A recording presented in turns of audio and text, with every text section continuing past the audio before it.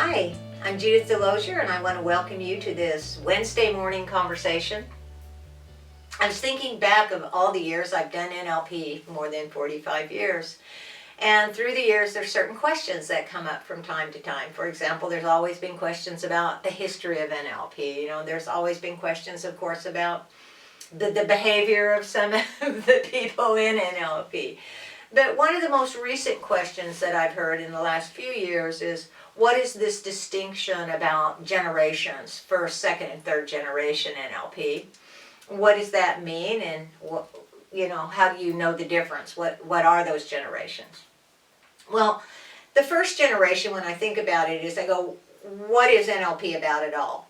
NLP is about creating models, and so the first generation had a certain focus, a specific focus for modeling, and that focus happened to be the cognitive mind and strategies, how I'm thinking about something that allows me to be successful, what is the sequence of events internal that happen in what order and allows me to be successful.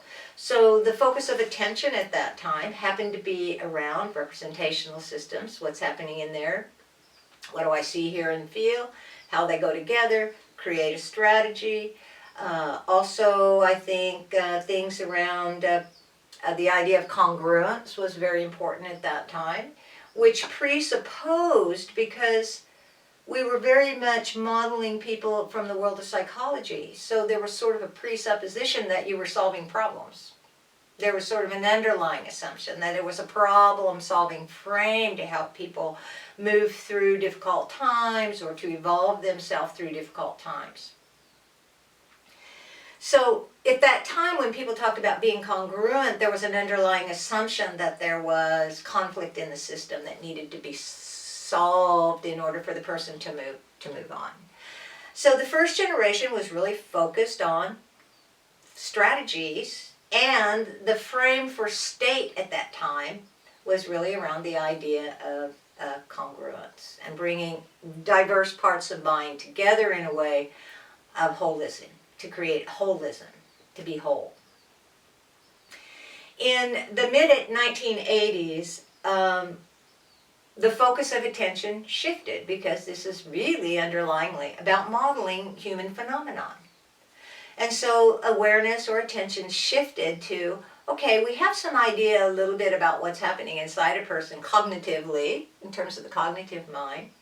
What else is happening, really, is how I think about it. What else is happening?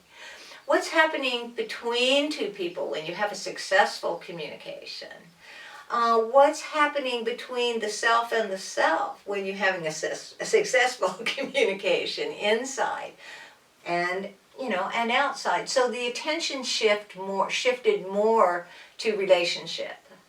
What's happening in between the spaces that allows for certain beautiful things to happen, like a positive interaction or a generative or creative interaction, as opposed to one that's not. What's the difference that makes the difference? So the call at that time seemed to be around relationship and modeling. Is modeling and describing another part of human phenomenon as best we could at the time. Because NLP is always about mind, and its spirit is about modeling phenomenon, the world, between us and the relationship with the world calls out things to notice that might need attention to be modeled. The phenomenon is there.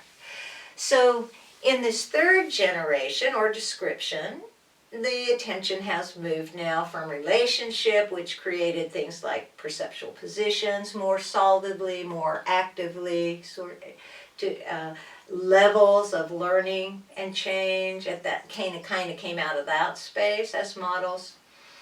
But now the world is kind of calling us to the field. It's calling us to connect to something even bigger.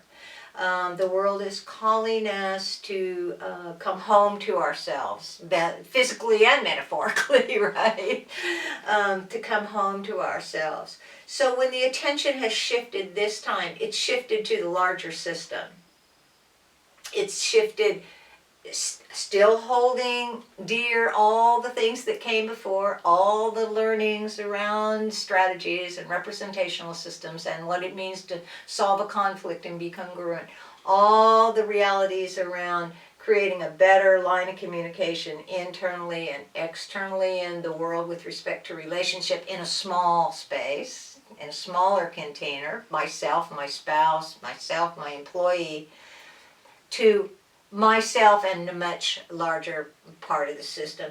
And I think also for the first time to explicitly go, the spirit of the person is important here, not just what they want to create for themselves and for their families, but also the spirit and the soul of all of us in relationship to that larger field of possibility is really what I feel the third generation is about.